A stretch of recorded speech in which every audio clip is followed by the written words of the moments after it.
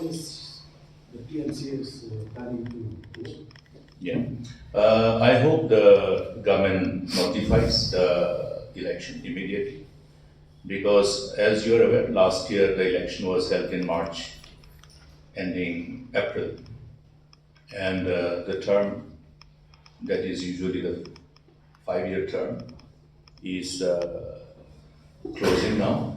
It has become necessary for all the political parties to definitely prepare for the election, and TMC is participating.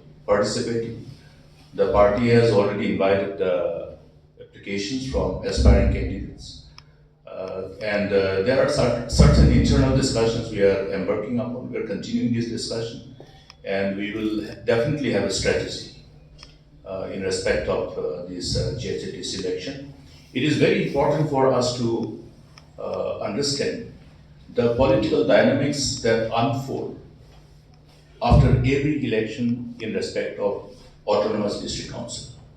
Because unlike in the state legislature and the parliament, the provision of the 10th schedule does not apply to the members of the autonomous district council. Therefore, it has become very necessary for the political party, as far as we are concerned, to look at people who are connected with the core values, with a true spirit of joining politics and being in public life to serve the people and protect the interests of the people and the state. That must be the priority. So we will have exhaustive exercise to zero down on such people, because you have seen in the past, many of our elected members of the district council were victims of poaching, political poaching. It has become more frequent and more aggressive than ever before, which is a concern for every citizen. It just nullifies the mandate. It just is in contradiction and the defeat of the mandate that people keep. Therefore, in the true spirit of our democracy, every political party, I believe, must understand, though despite the absence of the provision of 10th schedule, to value and respect the mandate of the people. We have done so in the past. I have led by example. You will recall, if you reconnect with the past, that every time when there was a mandate in respect of GHADC, Autonomous District Council, or GHADC or GHADC, we have, while we have the privilege of running the state government, we have never tried to topple any executive committee in Autonomous District Council, because we adhere to the core values of democracy. We understand that the responsibility of leaders who lead the political parties must understand the values associated with our democratic system and respect the mandate of the people. And this is precisely what we have done. We could have toppled all those ECs which were led by other political parties while we were in government. We did not do it. In respect of GHADC Autonomous District Council, you will see, even though we were in the government, ECs were led by NPP. In 2000, I believe it was 16 or 15, it was led by Mr. Dinam T. Sangma as the CEM. Subsequently, similar thing happened. So we respect the mandate of the people, but in view of what is the prevailing situation in respect of the ADCs, it has become necessary for the people of the state to come together. Even as I say that it is the need of the hour for people to come together in restoring the glory of ADCs and restore the power that they can befittingly respond to their call of duty in as far as the responsibility vested upon ADCs are concerned, as per the mandate of the Constitution. Today, if we look at the developments that has unfolded in the preceding years, how can anybody presume and assume that the ADCs can function when their employees are not paid salaries continuously for 43 to 44 months? It has never happened in the past, in the history of Meghalaya. this itself reflects the priority of the people in authority. Whether the authorities who are vested with the responsibility of running the affairs of the ADCs, or whether the people who are vested with the responsibility of running the state. You have to understand that the constitutional provision is such that in order to ensure that the interests of the scheduled tribes are taken into cognizance in the right perspective of the mandate of the Constitution, the provisions enshrined in the constitutions are self-explanatory. I have always referred to Article 275(1). What does it say? That the Parliament shall earmark an adequate amount of fund charged on the consolidated fund of the union government. Charged. It is not voted. That means it is understood as to how much is needed. And this particular fund is earmarked in order to ensure that wherever we have the 6 scheduled areas, the programs which are to be designed and implemented for the welfare of the tribals must be adequately provided with in as far as the fund requirement for each intervention is concerned, including augmenting the level of governance and administration of the 6 scheduled areas. That means it applies to the necessary fund to look at the payment of salary for effective administration, augmenting and improving the level of governance. So therefore, the responsibility is vested upon the union parliament, union government, through the parliament, as well as the state. So nobody can shrug off this responsibility. But today, if we go by the approach of the state, incumbent state government, I have reasons to believe that they have some kind of probably, in other words, I have to ask them whether they intend to slowly watch, district council to become weaker and weaker, that one day people will think about its relevance.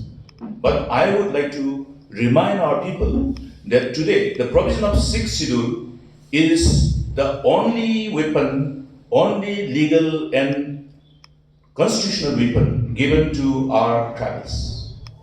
And having understood the importance of such constitutional weapon, our forefathers, while framing the Constitution, have appropriately ensured that that kind of provision does get enshrined in the Constitution of India. And we must understand its importance, its relevance, and we must all therefore come to it. That's the reason why I say that despite what other political parties may say, my clarion call to the people of the state should be that when it comes to the election in respect of district council, in respect of electing members to take care of the affairs of the district council in consistence with the mandate of the Constitution, read 6 schedule of the Constitution of India, we must all come together. We must think the interest of the Jatpanyu, put the interest of the Jatpanyu, put the interest of the people before anything else.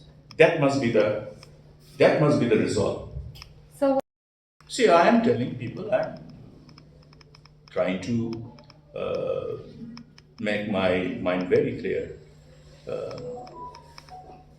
We have to all understand that district council doesn't belong to any political party.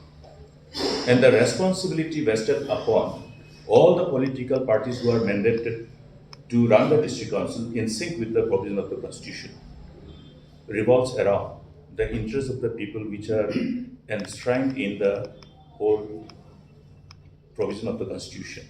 The intent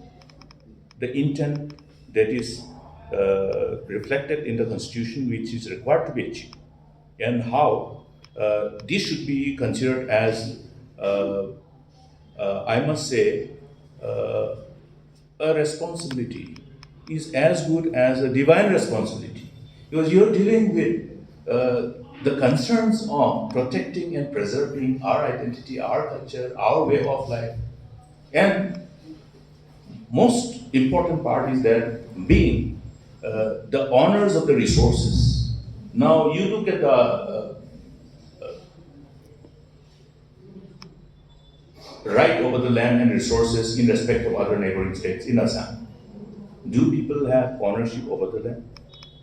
But here, the thing is different. We are blessed that the land belongs to our people. Therefore, the right over the land and resources obviously need to be protected. For generations and generations, it should not be diluted. But today there are many mechanisms which is being resorted. I think that is a different topic which I will talk separately in respect to land acquisition, etc., land bank, this and that. It's a very, very dangerous trend. It will ultimately enable that kind of backdoor entry wherein the system which is being tampered upon will enable people who are eyeing our land and resources to have ownership over them. And the resultant alienation of ownership over the land by our people. It's a very dangerous trend. That's why it's time for us to put the question before the people. Does the district council belong to the people? Yes. Does the responsibility, in as far as the responsibility of each of us who have the right to franchise and elect members to take the responsibility of running the administration of district council, as per the mandate of the constitution, is vested upon each one of us? Yes, because it is the people who will elect the members. It is the people who have to understand that here district council belong to all of us. Therefore, the honors of responsibility of strengthening and giving the kind of power and resources which is required by the ADCs are vested upon the people. Therefore, they need to come together. Today, the government and the party in power, their actions have, I would say, that the action speaks and reflects their mind. You cannot enter into somebody's heart and know what exactly is inside his mind, but the works will speak for itself. So work speaks. Once you have the privilege of doing something and you do something, and the resultant way of doing things will reflect our mind and our heart. That's why I think it is proven beyond reasonable doubt that the political party who is presently holding the responsibility and power thereof has shown complete lack of responsibility and insensitivity towards dealing with the issues. And maybe this is another reason why district council today is in this kind of, I must say, situation where they are not being able to respond to their call of duty in conformity with the mandate of the Constitution. Matter of discussion, and this matter must be discussed in right earnest. But I do not see that we have all along looked at this as an issue to discuss, but I think it is high time that all of us must come together and take cognizance of this concern and discuss and see how best we can address this concern. And we must understand one thing, that in view of the objective which is intended to be accomplished by virtue of the mandate of the 6th Schedule of the Constitution, I think this sentiment is born out of the basic intent of the 6th Schedule of the Constitution of India. Therefore, it is only necessary to, if there has been any decision which should be considered as something which requires review, it is always good to put our heads together and have a brainstorming session so that both the intent of the 6th Schedule of the Constitution of India and the resultant concern of the people as an offshoot of their understanding of the mandate of the 6th Schedule of the Constitution of India, I think that has to be taken cognizance of, and therefore I call for engagement, a collective engagement. Every issue when whipped up, and these issues continue to remain as a pertinent issue, it is only appropriate and necessary for all of us. All of us means people who are involved in exercising our responsibility in our given democratic system, means all the political parties and all other freelancers as well who intend to be in politics and to be part of this vibrant democracy that we have. So will this constant push